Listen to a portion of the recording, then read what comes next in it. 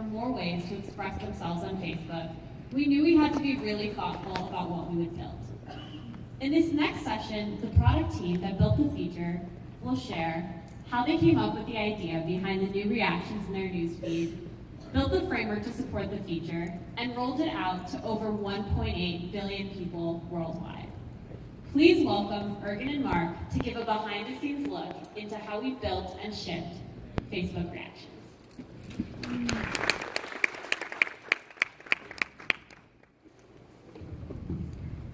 Hey, my name is Ergen. I'm an engineering manager in Newsfeed team. Hey everyone, I'm Mark. I'm an engineer on the Newsfeed team. And today we're excited to show you guys a bit of our approach to solving various challenges that we face at Facebook, whether they're on the product side or even technical ones. And to do that, we want to show you guys how we developed reactions. So I'll hand it off to Ergen, who'll talk about some of the challenges we had on the product side. All right, thanks, Mark. So what is reactions? It's a lightweight way of expressing yourself in any post. It's a little bit more than a like, but it's easier than adding a comment. It looks very simple as a final product, but our product team needed to go through many different challenges in terms of product decisions, as well as technical decisions that Mark will be talking later. So our goal here is to provide the right experience to people. I think our deep product thinking, as well as our rigorous experimentation, helped us a lot in that progress.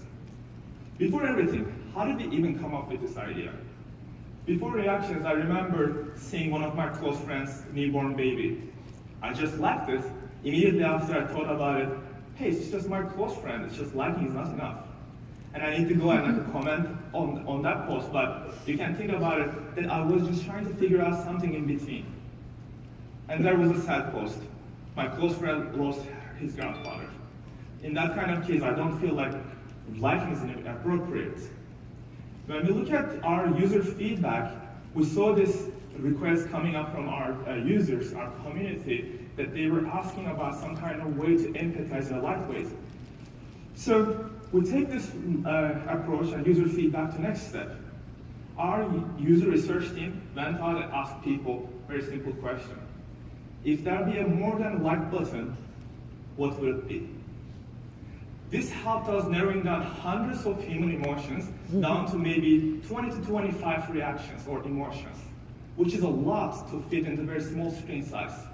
We want to create like some kind of lightweight expressions, lightweight interacting with the stories, not cause of decision fatigue. So as next step, we take this user research and then combine with the data analysis. We looked at most used short comments, haha, LOL, sorry. We looked at most used stickers, and we looked at most used emojis. All we're trying to figure out is if there's a way that people trying to figure out a little bit more than a like and try to stay lightweight instead of writing paragraphs. In the engineering side, we started prototype this like a less than maybe 10 or some reactions after narrowing down. In fact, this was our first prototype. You see that everything is rough, it's like the wireframes.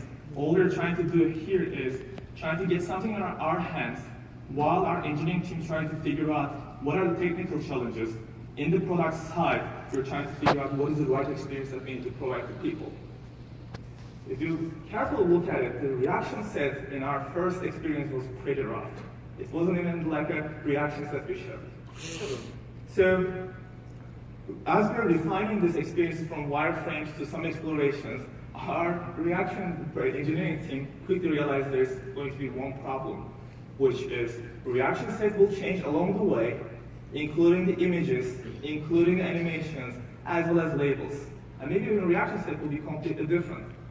If we approach this problem with the regular mobile shipping cycles, we need to wait data, implement new reaction set, animations, and such, and then ship it, wait until the data comes back, which is not like the thing that we do usually in Facebook. Our culture empowers us to go with the move fast. So our engineering team invented what we call dynamic reactions. This allowed us to push any reaction set to any given user with any assets, any animations, or any labels. That helped us to move to next steps. As we are getting closer to shipping, there is another challenge for us, which is localization. Facebook isn't everywhere. There's multiple cultures, definitely tons of different languages. We need to figure out if those icons are globally understandable, at the same time, if the labels have the same meaning across languages. Let's take an example as love. Love translation in English may mean multiple things. It might be a romantic love, it could be super liking, it could be compassion or empathy. For love, we chose to go with the super like. You can imagine that you cannot find either single word in other language that means the same set of multiple meanings. But we need to go more than love. We need to go more than English. We needed to go every single reaction translation on every language and with the translation experts to make sure that we don't have any ambiguity between the translations. This brought up a good question in our mind. Should we even add the labels in the reactions? Or let people interpret by just looking at those reaction images? We have an assumption, we go and test it in public. We quickly saw that the importance of the labels. People feel more comfortable when there are labels associated with the faces, so they start using more. So we shifted with the labels. Based on our UX research and data analysis, we had one more question about the reaction set. Should we add 2 more reactions? Confuse and Yay was after all the set, our biggest bets. What we do, we usually go ahead and test this. When we test, Confuse was barely used, so we removed it from the reaction set before launching globally, not to cause any decision fatigue. But Yay was pretty interesting. Yay was heavily used. When we look at the data, its usage patterns was overlapping with the love and like, so it's not adding like a complete unique meaning to the set, so we remove it for now. So far we've been talking about adding reactions. There's a presentation challenge in the product. Every story before reactions has very simple count, likes, comments, and shares. Now we need to add 5 more reactions in every story to present that. To be able to figure out what's the best user experience, we tested 13 different iterations in public. We just get each reaction icon with associated counts. We merge all of them into one reaction word. We remove icons from left to right to left. All we are trying to find, not going with our assumptions, but finding the right user experience for our community. At the end, based on our user feedback, we found the one. It's pretty simple at the end. It shows the story sentiment on the left side of the story, which by showing the top 3 reactions left on the story, following with the total reaction count, maybe optional one of your close friends' names, and we left the comments and shared counts as it is.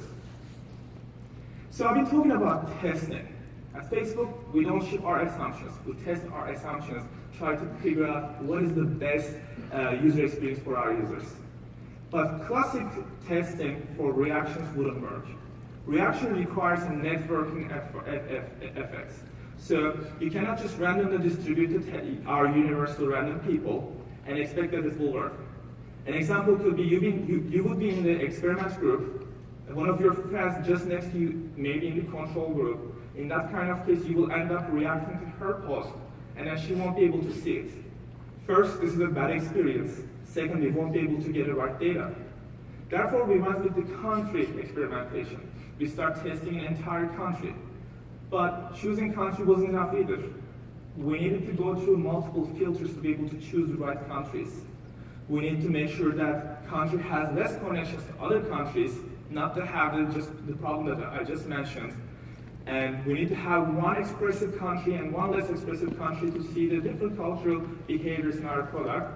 And at the same time, those countries should have high and low end device balance as well as different platforms so we can see the technical details. After many experimentation, we got to the point that we were ready to ship. We found the one that is globally acceptable and people like that experience. But there's one more thing. This is a very core part of the Facebook. It's on the like button in every story. And our user base is 1.86 billion people. We need to provide a seamless launch experience to people. At that point, we thought about it and we got an example from the airline industry. Each airplane has what they call flight emergency checklist.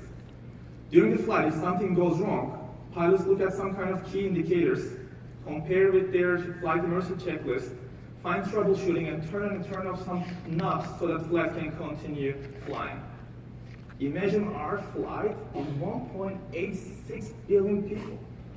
It's serious. So we just got like a few days ago before, we got all engineers into the room, started predicting what could go wrong during the launch time.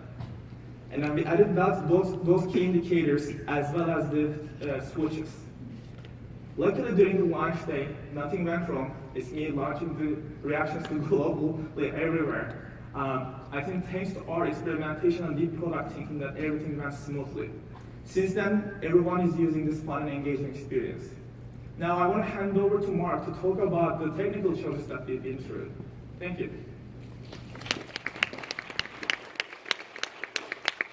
Thanks, Ergun. So let's jump into the technical side of things.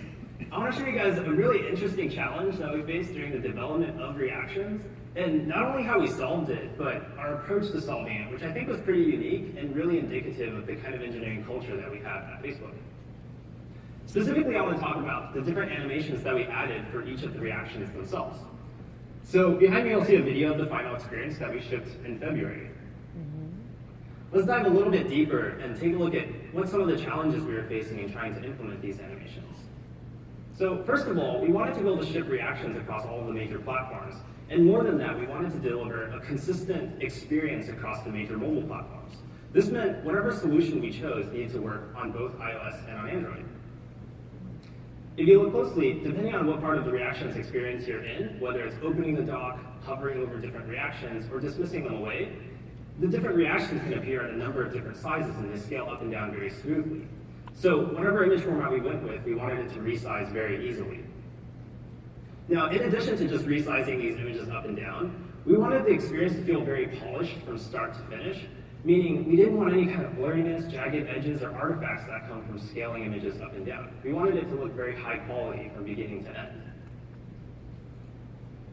Newsfeed is one of the biggest products in the world, and there's a certain bar of performance that we want each of the features to meet when we're building them on top of Newsfeed. And so whatever we came up with to be able to animate these reactions had to be able to play back with a certain bar of performance on multiple devices.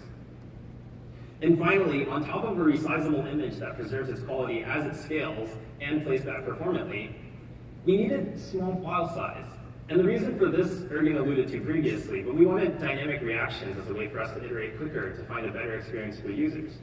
So now, in order to get the best experience of reactions, you were dependent on a network fetch to be able to understand what were the current reactions that were available, what are the assets for these reactions. And the smaller the file sizes, the less a user has to wait to get the best experience possible. So we jumped into this problem, and we explored some of the existing solutions that people were using to have animations on mobile. Of course, we looked at your static images. These are your GIFs, JPEGs, WebPs, PNG formats.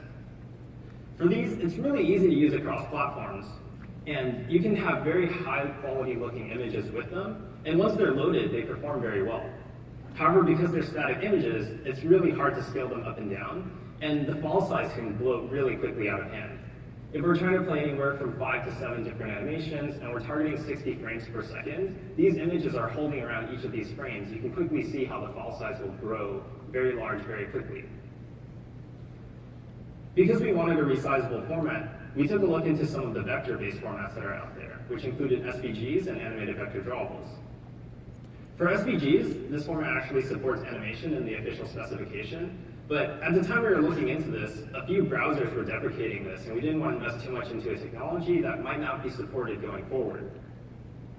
Animated vector drawable was something that was available on Android, but at the time hadn't made it to the support library yet, and we also didn't have an iOS version for that, and so it didn't quite work for us either. Finally, we looked into some really unique and inspirational image formats, one of which was body movement. This is a library that's able to take an After Effects composition, export it into its own file format, and play it back in the browsers using a combination of SVG and JavaScript.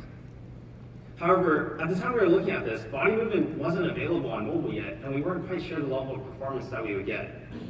In addition, body movement was created in order to support all the different bells and whistles of After Effects, and we didn't want to have to build a full-featured render just to support animations on reactions. So at this point, I think a lot of product teams would actually step back and say, here are a lot of the different solutions that we've explored in the area. I think we should revisit this from the design side and come up with something that will fit within the constraints of what we're trying to tackle. But a couple of us on the team were actually really excited about this possibility of building our own solution that might be able to tackle all of these at once. And the really amazing thing was, despite the fact that product teams are still really small at Facebook, we were able to get a couple engineers on Android and on iOS together and just hack away at this for about 2 weeks and figure out what it would look like to build our own solution. And this took us to the early stages of keyframes.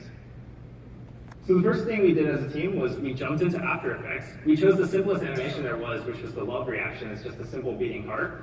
And we tried to understand what are the different concepts there that drive each of these animations. It turns out that it's 3 pretty basic concepts that drive this animation, along with the rest of the reactions animations that are there. The first of which are the shape layers. This describes a different unique feature that's going to show up on each of the reactions.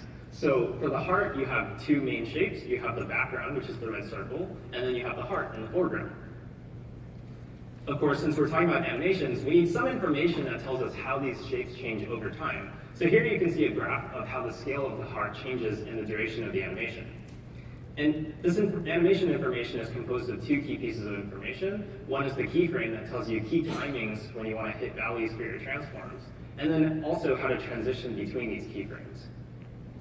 And finally, once we have the shapes, as well as some information about how to build back transform matrices, we need information that's going to tie the 2 together. So we wouldn't want to scale the entire image up and down, we just want to scale the heart beating up and down. Once we had figured out what was actually going in and being able to build back these animations, we took some time to explore the different APIs on iOS and on Android to be able to make sure that, given this information, we'd even be able to render these images back. We again tackled the heart first, and from this we were able to quickly reach a prototype where we were rendering these images that were exported from After Effects. This allowed us to really quickly validate the feasibility of our own solution, as well as give us a sneak peek into the kind of performance and file size that we would be expecting. We really liked what we saw, so we ended up building this library that allowed us to ship animations with reactions back in February. When we tackled building this library, we didn't want to special case these animations in such a way that this framework only worked for the reactions use case. And so we built a pretty general framework for extracting animations from After Effects. We wanted to validate that this was actually useful not just for the reactions use case, but maybe other product teams could leverage what we had built as well. And so we spent some time to showcase this technology to other product teams at Facebook just to see what they could come up with. And they ended up coming with more advanced animations, some really cute animations that are there, and the ability to drive particle effects using this library as well. It was really exciting what we saw, and at this point we had validated that yes, this was going to be useful outside of the reactions use case and for other products as well. So at this point, a couple of us on the team really wanted to take this to open source and wanted to see what the community could do if they were given this framework as well. So of course, as engineers, the first thing we did was we jumped in and we started cleaning up the code, reformatting, writing some documentation here and there. But what a lot of people don't realize is there's a lot more that goes into open sourcing a project than just the technical side of it. And we as engineers don't think about these a lot from day to day. Some of these include blog posts for this and the communication around the library, the website that you're going to build the documentation on top of, as well as what license you're going to choose for your library. Now, luckily, since Facebook also cares a lot about open source, there's actually a lot of teams along the way that help us through each of these steps so that we as engineers can really focus on what we're best at, which is the technical side of open sourcing a project. And with the help of these teams, we're able to open source this library called Keyframes in November, which you can check out at github.com/Facebook Incubator. And so, in much the same way that we approach building products at Facebook, where we start with an initial open question, is the like button enough? And we really take the time to explore, to research, to prototype, build, and iterate on the experience in order to build with confidence the right product for our users. We really applied the same mentality to the technical side of our work as well. Keyframes as a library started as an engineering challenge like any other. We were given a pretty ambitious design and this pretty open-ended question of how we were actually going to implement the design. And because we took the time to really explore all the different solutions in this space, as well as solutions that didn't even exist yet, This allowed us to build a really awesome library that not only were we proud to open source in November, but has now changed the way that a number of product teams think about adding animations to their products on mobile. And so, if there's one thing that we've really learned from working on reactions, it's that no matter the problems that you're trying to tackle, whether it's on the technical side or on the product side, the most important thing for us was really to keep in mind, whenever you're tackling a problem, really take the time to explore the space of the problem and understand the problem you're trying to solve in its entirety. And keep an open mind to all the solutions that might be out there. And in doing so, really enables you to build some really amazing products. Thank you.